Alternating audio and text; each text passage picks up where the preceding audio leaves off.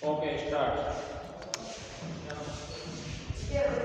हमारे इस वीडियो को शुरू करने से पहले सभी दर्शक हमारे इस YouTube चैनल शहीद भवानी सिंह चौहान राजकीय उच्च माध्यमिक विद्यालय भैरूसागर को सब्सक्राइब करें और बेल आइकन का बटन दबाएं ताकि हर एक वीडियो आप तक तुरंत पहुंच सके। साथ ही साथ अधिक से अधिक शेयर करें। पिछली हमारी कक्षा में हमने पढ़ा था बच्चों तुलसीदास का साहित्यिक परिचय। आज हम पढ़ेंगे तुलसी के साहित्य के बारे में। जो हम आज पढ़ने जा रहे हैं वह तुलसीदास के रामचरितमानस, जो एक इनका प्रसिद्ध महाकाव्य है जिसकी रचना 1574 में हुई। इस महाकाव्य के दूसरे कांड अयोध्या कांड में से विषय वस्तु ली गई है। जब भरत अपने ननियाल गए हुए थे, ननियाल से वापस आते हैं तो उनको पता चलता है कि भगवान राम को 14 वर्ष का वनवास मिल गया। तब भरत चित्रकूट में भगवान राम से मिलने के लिए जाते हैं। वहाँ एक सभा आयोजित हुई थी। उस सभा में कुल गुरु वशिष्ठ भी मौजूद थे। भरत ने कुलगुरु वशिष्ठ को जो कुछ कहा, जो बात उस समय हुई, उसी को गोस्वामी जी ने भरत राम का प्रेम इस विषय के रूप में लिखा है, जिसके बारे में आज हम अध्ययन करेंगे। सबसे पहले हम इनकी दोहे चौपाई को पढ़ते हैं, ध्यान से सुनिएगा।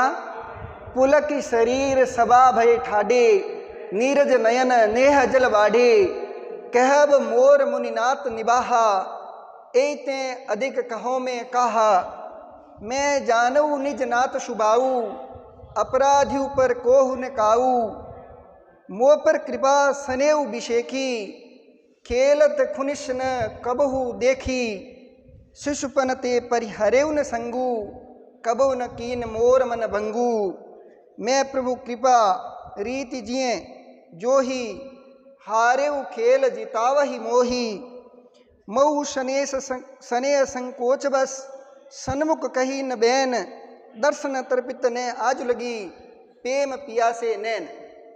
ये ऊपर की चौपाइयाँ हैं और नीचे दिया हुआ वो दुआ है। थोड़ी काव्य शास्त्र के बारे में भी आपको लगे हाथ जानकारी दे देता हूँ। चौपाई में 16 मात्राएं होती है प्रत्येक चरण में, जिसको 4 चरणों में लिखा जाता है। और दोहे में पहले और तीसरे चरण में 13 मात्राएं होती हैं। दूसरे और चौथे चरण में 11 मात्राएं होती हैं। इसके बारे में हम अलग से काव्य शास्त्र का जब टॉपिक शुरू होगा उस समय पढ़ेंगे, लेकिन चरण के बारे में थोड़ी सी जानकारी आपको दे देता हूं। जैसे ये दोहा है, दोहे में पहला चरण ये है, महु शने संकोच बस। दूसरा हो गया सन्मुख कही न बैन। तीसरा हो गया दर्शन तर्पित ने आज लगी। और चौथा और अंतिम हो गया प्रेम पियासे नैन। अब इसमें पहला चरण, दूसरा चरण, तीसरा चरण और चौथा चरण। पहले और तीसरे चरण में 13 मात्राएं होती हैं। दूसरे और चौथे चरण में 11 मात्राएं होती है। ये दोहे के लक्षण होते हैं। इसके बारे में हम अगली कभी कक्षा होगी उस समय पढ़ेंगे। खैर, आज हमारा जो मुख्य विषय है इसका भाव विश्लेषण। थोड़ा शब्दार्थ की ओर भी ध्यान देते हैं। पुलकी यानी पुलकित या रोमांचित, नीरज यानी कमल, कमल के बहुत सारे पर्यायवाची आपने सुने हैं, नीरज, जलज, पंकज, वारिज, पयोज आदि आदि। नेह यानी स्नेह, विशेखी विशेष रूप से, ध्यान दे बच्चे, खुनिस क्रोध, शिशुपन शैशव या शैशवावस्था, जिए यानी हृदय, महू में भी, पेम प्रेम। अब बात करते हैं भरत कुलगुरु वशिष्ठ को क्या कह रहे हैं।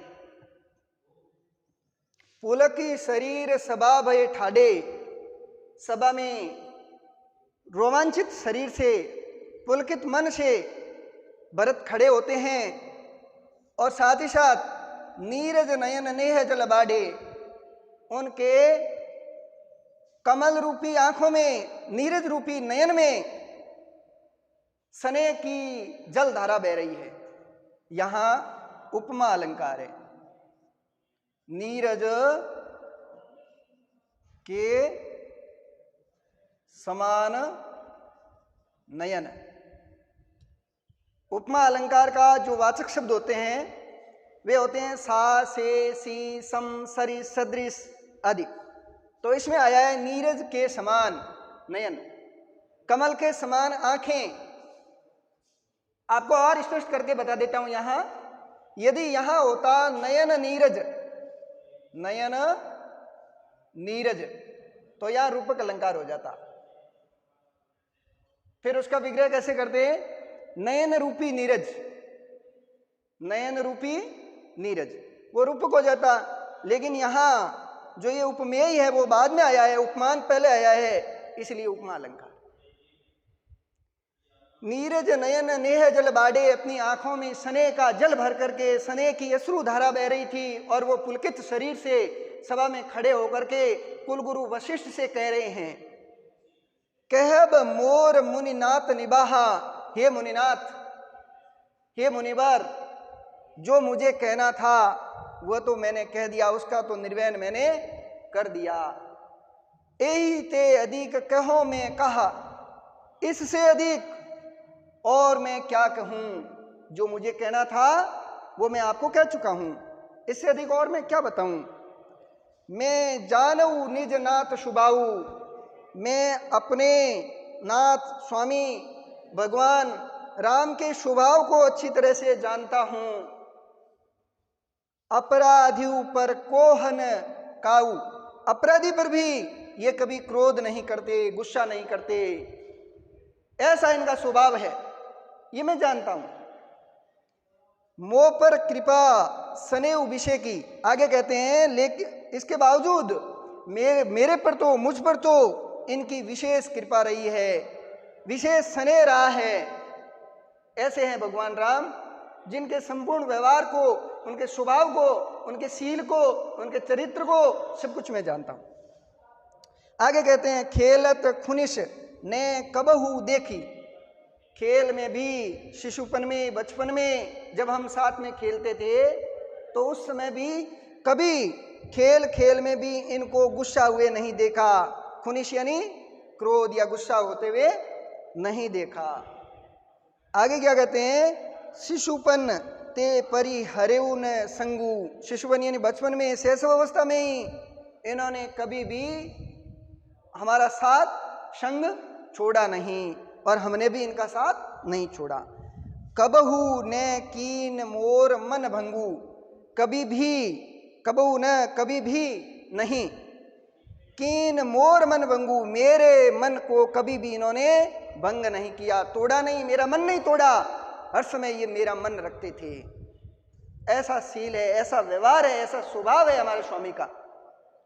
आगे कहते हैं मैं प्रभु कृपा रीति जिय जो ही, मैं यानी मैंने प्रभु कृपा, भगवान राम की कृपा की जो रीति है, का जो तरीका है, प्रकार है, किस ढंग से कृपा करते हैं, उस रीति को जिए जो ही मैंने अपने हृदय में देखा है, अनुभव किया है, साक्षात अनुभव किया है कि भगवान राम की अपनी जो कृपा है वो लोगों पर किस ढंग से करते हैं, ये मैंने देखा है, हृदय में अनुभव किया है। जिए जोई, जिए यानी हृदय में, जोई यानी अनुभव किया है। हारे उ खेल जितावई मोही, बहुत महत्वपूर्ण बात लिखी है इन्होंने। भगवान राम का अपने भाइयों के प्रति कैसा प्रेम रहा है, कैसा स्नेह रहा है, इससे व्यक्त होता है कि हारे उ खेल जितावई मोही, यदि कभी मैं हार जाता कभी मैं हार जाता हूं उनसे खेल खेल में, तो वो खुद कहते कि मैं तो हार गया हूं और तुम जीत गए हो। मुझे तो मोह यानी मुझे जितावे यानी जिता देते थे, कहते थे कि तुम जीत गए, मैं हार गया। भरत कहते हैं भले ही मैं हारा हूं, लेकिन राम मुझे हमेशा जीताते थे। क्यों? क्योंकि मेरा मन रखना चाहते थे। ऊपर आया है ना कि कबू न कीन मोर मन भंगू, इसका एक कारण भी बता रहे हैं कि इस रूप में वो मेरा कभी भी मन नहीं तोड़ते थे। आगे ये तो अपनी चौपाइयां पूरी हुई है।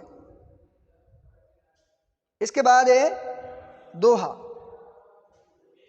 महू शने संकोच बस, महू यानी मैंने भी, मैं भी सने और संकोच के वशीभूत होकर के सन्मुख कही न बैन, कभी भी उनके सम्मुख कोई बात नहीं बोली। अर्थात मैंने भी उसका, उन भगवान राम का अदब रखा है, शिष्टता मैंने भी उनके साथ वैसी ही बरती है जैसी वो बरतते थे। इसलिए सनेबस और संकोच बस मैंने भी उनके सम्मुख कभी बोला तक नहीं, शब्द तक नहीं निकाले। आगे दर्शन तर्पित ने आज लगी, आज लगी यानी आज तक हमारे जो नयन है, मेरी जो आंखें हैं, वो उनके दर्शन से तृप्त नहीं हुई है, उनके दर्शन से तृप्त नहीं हुई है। प्रेम पियासे नैन, मेरे जो नयन हैं, मेरी जो आंखें हैं, भगवान के प्रेम में आज भी प्यासे हैं। भगवान का प्रेम ऐसा है जिनके प्रेम से, जिनके दर्शन मात्र से मेरी आंखों को, मेरे मन को कभी भी तृप्ति नहीं मिली है। यह है भगवान के स्वभाव के बारे में, और भगवान राम और भरत का आपसी प्रेम इन पंक्तियों के माध्यम से कवि ने व्यक्त किया है। बात करते हैं हम, ये जो रामचरितमानस है, इसके अयोध्या कांड में से ये विषय वस्तु ली गई है और दोहा चौपाई शैली में लिखी गई है।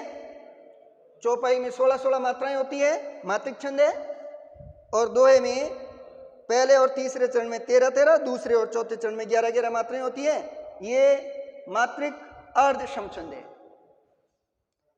इस काव्य की भाषा अवधी है।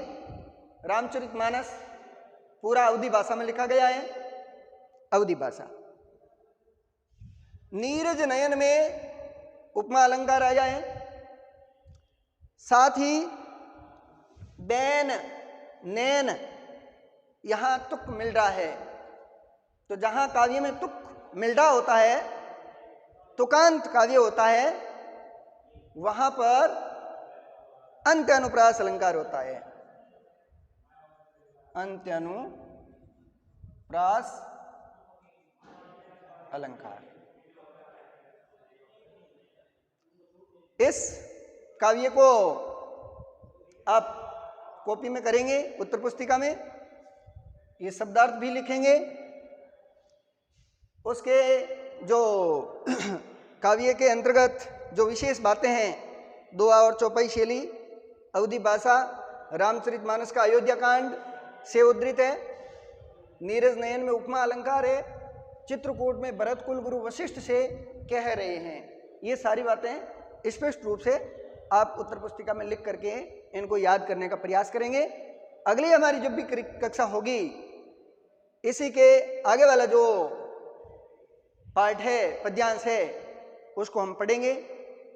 एक बात पुनः मैं आपसे निवेदन करता हूं कि हमारे इस चैनल शहीद भवानी सिंह चौहान राजकीय उच्च माध्यमिक विद्यालय भैरूसागर को सब्सक्राइब अवश्य करें, बेल आइकन को प्रेस करें, ताकि आपको जल्दी से जल्दी तुरंत हमारे वीडियो आप तक पहुंच सके, और अन्य को भी शेयर करें ताकि अधिक से अधिक लोगों को लाभ मिल सके। धन्यवाद।